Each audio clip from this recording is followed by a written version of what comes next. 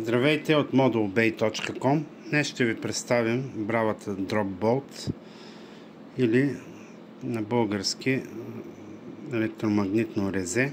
Бравата се състои от две части: електромагнитно резе и насрещник с отвор. Захранва се на 12 или 24 волта. Консумацията е 200 мА. Управлението става с клавиатура за контрол на достъпа или дистанционен модул с едноканален на 12 волта с дистанционно управление. Как действа бравата?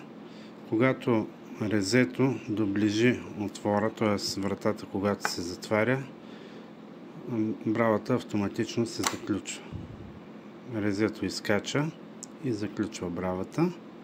При прекъсване на захранването, когато се приложи управление на клавиатура за контрол на достъпа или дистанционен модул, бравата се отключва.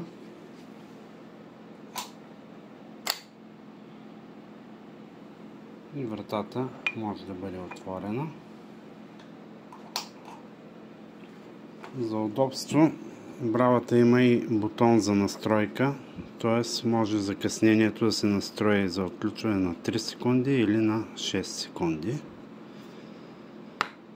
Бравата е удобна за врати, гаражни врати, алуминиеви и метални врати. Това беше всичко от нас за днес. Приятен ден!